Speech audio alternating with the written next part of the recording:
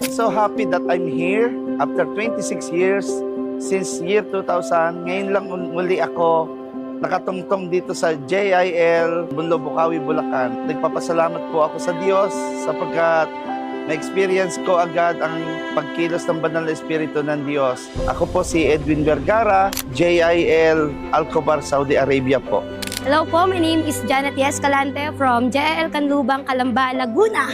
And my testimony po is, before po, dati po akong atheist. I don't believe in God. Para sa ibang tao, yung sinasabi nilang yung Diyos is parang sa kanila lang yon. But the good thing of this, may nag-share po ng gospel sa akin sa school. Glory be to God. But because of the grace of God, natuto akong mag-pray, natuto po akong magbasa ng Bible. Nung time na I accept Jesus Christ as my Lord and Savior, seriously, sabi ko sa Panginoon, Lord, turuan mo ako magpatawad. Ang isa po sa tinuro sa akin ng Panginoon is patawarin ang sarili ko. Nung tinuruan niya ako magpatawad, pinatawad ko ang sarili ko, doon ko na-realize yung mga ganong bagay at doon pinakilala pa ng higit ng Diyos ang kanyang sarili sa akin.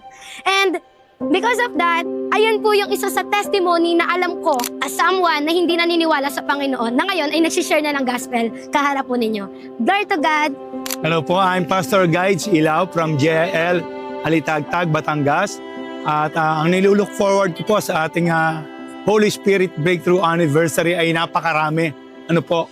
Finances, family, churches, nation. But I'm looking forward na doon po sa aking hinawakang church, magkaroon po kami ng breakthrough na mangyari na yung pinagpipray namin na Gideon 300 Church. Magkaroon na ito ng breakthrough, magkaroon na ng katuparan sapagkat may nag-donate na po ng lupa.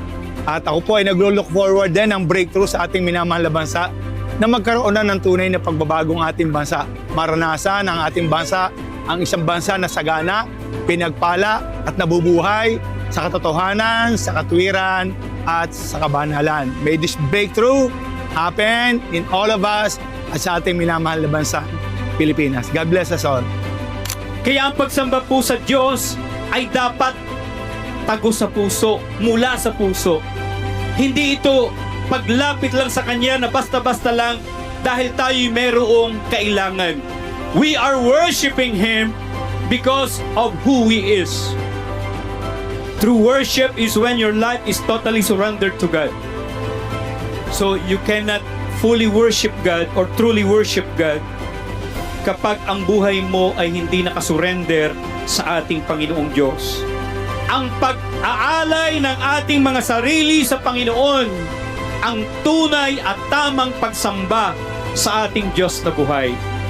Amen?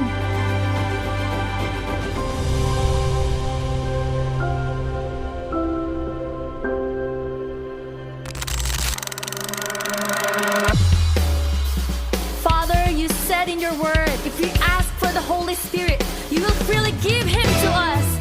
And this is our prayer, Lord. Let the Spirit of the living God dwell in us, in our lives, in our generation, in our church. And we will not go anywhere else without your presence in our lives. Happy and victorious third anniversary from JIL Canlubang, Calamba, Laguna!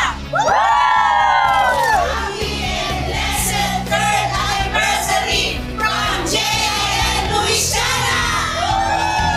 Happy third anniversary from JIL Cainta! Happy third anniversary from JIL San Juan! Happy third anniversary from JIL Patag!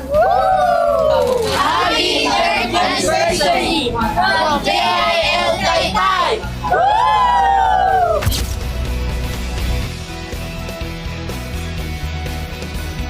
Ang pagsamba po sa Panginoon, kung ano yung bumubukas sa bibig, dapat yun ang itinitibok din ng ating puso. Kaya ho sa Bible, mayroong binanggit si Jesus Christ. Marami daw tumatawag sa Kanya o maraming tatawag sa Kanya ng Panginoon, pero hindi papasok ng langit. Yun lamang tumutupad ng Kanyang kalooban. Pag sinabi natin na tayo po ay nagpapasakop sa Kanyang Lordship, ang ibig sabihin nun, susunod tayo sa Kanya.